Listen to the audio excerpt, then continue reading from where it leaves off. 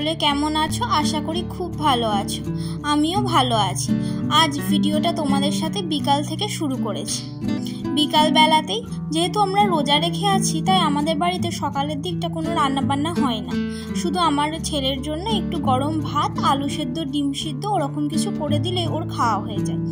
তাই একদম বিকাল থেকেই ভাবলাম আজকে ভিডিওটা স্টার্ট করি। বিকাল বলতে 3:30 থেকে ভিডিওটা তোমাদের সাথে শুরু করেছি। আমি এখানে সবজিগুলো ফার্স্টে কেটে নিলাম। একটু ফ্রিজে ঝিঙে, তারপর উচ্ছে আর বেগুন পড়েছিল, তার জন্য ওই সমস্ত সবজি দিয়ে আর 2 পিস মাছের টুকরো ভেজে ওই সবজিটার মধ্যে দিয়ে দিয়েছিলাম। মাখা মাখা একটা সবজির তরকারি করব। আর কাল যেহেতু মাছ খেয়েছি, তাই ভাবলাম আজকে ডিমের রান্না করব। তাই ডিমটা সিদ্ধ করতে এখানে বসিয়ে দিলাম। আর এদিকে দেখো তরকারিটা আমার প্রায় রেডি হয়েই গেছে।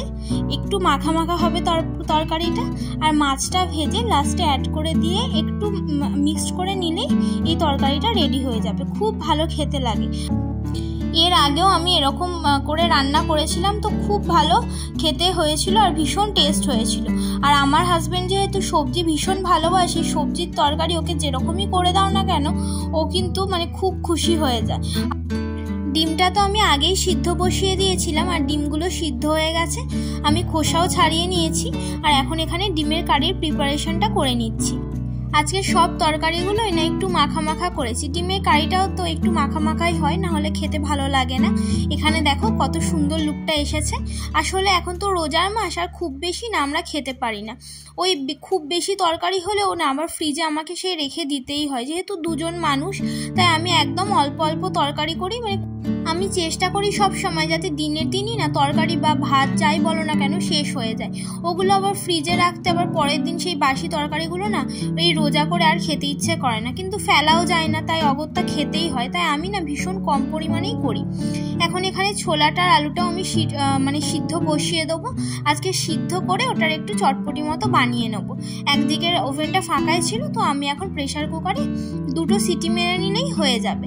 আমার রান্নাবান্না প্রায় সব কমপ্লিট হয়ে গেছে বলে আমি ভাবলাম এই কোটোগুলো না মুছে নিই। আমি তো প্রত্যেক দিনই প্রায় কোটোগুলো মুছে নিই, নয়তো ওই চ্যাট করে বা তেল চিটচিটে হয়।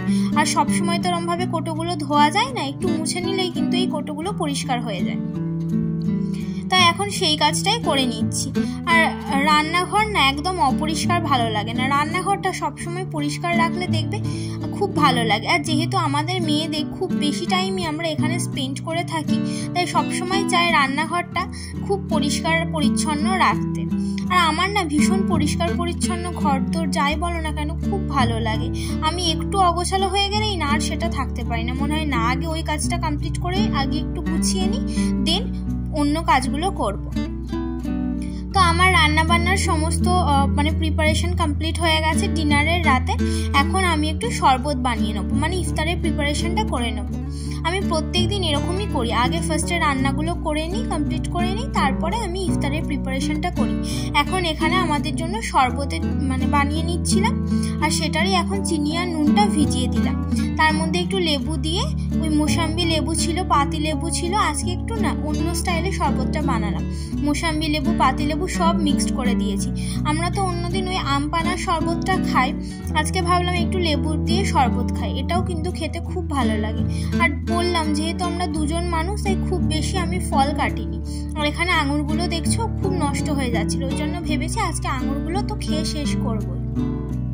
আমার বর আবার অফিস থেকে ফেরার পথে মিষ্টি এনেছিল, এখন সেই মিষ্টিগুলোই নামিয়ে ট্রেটাতে বার করে নিলাম। আর ও আমাকে বারণ করেছিল ঘরের তেলের যে কোনো জিনিস করতে, তেলে ভাজা করতে। আমরা তো একদমই খাই না, আর খেতে অতটা ও পছন্দ করে না। ওই একদিন ইচ্ছা হলে ও আজকে বলেছিল যে আমার একটু খেতে ইচ্ছা করছে, তুমি বাইরে থেকেই নিয়ে যাবো। তার জন্য ও বাইরে থেকেই কিনে অফিস থেকে ফেরার পথে নিয়ে এসেছিল। আর এই জিনিসটা তো আমাদের বাড়িতে আমরা প্রত্যেক দিনই ইফতারে রাখার চেষ্টা করি, আর খুব ভালো খেতে লাগে। বলতে পারো এটা খেয়ে আমরা 2 জন পেট ভরাই। এই যে ছোলা আলু সিদ্ধ করে আর শসা, পেঁয়াজ, টমেটো, কাঁচা লঙ্কা আর একটু চাট মশলা অ্যাড করি। আমি তো সর্ষের তেলও অ্যাড করি না এর মধ্যে। আর ব্যাস লেবু বা ভিনিগার কোনো একটা অ্যাড করে নিলেই এটা এত টেস্টি খেতে হয়। মানে এটা খেয়েই না আমার পেট ভরে যায়, আমার খুব ভালো লাগে এই জিনিসটা খেতে। একটু মাখা মাখা এরকম করি, টক তেঁতুল থাকলেও না ওটাকে যদি মানে ভিজিয়ে অ্যাড করা যায় তেঁতুলের রসটা, সেটাও কিন্তু খেতে দুর্দান্ত হয়। আমার বাড়িতে তো এখন তেঁতুল নেই, তাই আমি ভিনিগার বা লেবুর রস দিয়েই খাই। দেখো দুধ তো সকালে নিই আমার ছেলের জন্য, এখন দুধটা একটু ফুটিয়ে নিই। সকালেও আমি ফুটিয়ে নিয়েছিলাম, আবার এখনও একটু ফোটাতে বসিয়ে দিলাম, না হলে আবার কি এত গরম তো দুধটা নষ্ট হয়ে যাবে। তারপর যে সমস্ত থালা বাসন ছিল সব কিছু আমি ভালো করে মেজে ধুয়ে নিলাম। এখন রান্নাঘরটা ঝাঁট দিয়ে নিচ্ছি, আর সবার শেষে আমি ভাতটাও বসিয়ে দিলাম। ইফতার করার আগে ভাতটা বসিয়ে দিই, তাহলে আমাদের ইফতার করতে করতে না ভাতটা ফুটে যায়, তারপর আমি বন্ধ করে দিই। তারপর আবার খাওয়ার আগে আর একবার ভাতটা ফুটিয়ে নিলেই দেন রেডি হয়ে যায়। আর এখন আমি ইফতার নিয়ে আমাদের লিভিং রুমে চলে এসেছি। আর ডাইনিংয়ে বসে না মানে ওই চেয়ারে বসে না খেতে ঠিক পছন্দ হয় না, মানে এরকমভাবে খেয়ে অভ্যাস তো, তাই মনে হয় নিচে বসে ভালো করে বাঙালিদের আসলে যেরকমটা মানে হয় আর কি। তো চেয়ারে বসে দেখবে খেয়ে মনে হয় না যে তৃপ্তি পাওয়া গেল না, কিন্তু এই মাটিতে বসে খেয়ে মাদুরে বসে কিন্তু খুব ভালো লাগে। তো আমিও সমস্ত ইফতার আমাদের সাজিয়ে নিলাম। শরবত একটু চিড়ে ভিজিয়েছিলাম ওই মিষ্টি দিয়ে খাবো বলে, ওই ছোলা আর আলু সিদ্ধটা ছিল, তেলে ভাজা ছিল, আর একটু মুড়ি এনেছি। মুড়ি তো আমি খাবো না, আমার বর যদি খায় তার জন্য। আর সবার শেষে যেটা না খেলে একদমই হয় না, মানে এটা প্রত্যেক দিন খেতেই হবে, পেট ভরা থাকুক আর না থাকুক। আমি এখন চা বানাতে চলে এসেছি, আর চায়ের মধ্যে আমি তো কফি দিই একটু, তাহলে টেস্টটা আরও মনে হয় ভালো আসে। আর এলাচ আর আদা দিয়ে ভালো করে একদম রসিয়ে চা বানিয়ে নিয়েছি। চাটা খেয়ে এবার একটু বসে রিল্যাক্স করব, বা ছেলেকে পড়াতে বসবো, এরকমই করছি এখন। এই ইফতার করার পরে না আর কোনো কাজ রাখি না, মানে ভালো লাগে না কাজ করতে। ওই যে ছেলেকে পড়তে বসাই, নয়তো আমাদের সবার মানে একটু টাইম স্পেন্ড করি। তো এরকম করে আজকে দিনটা কাটালাম।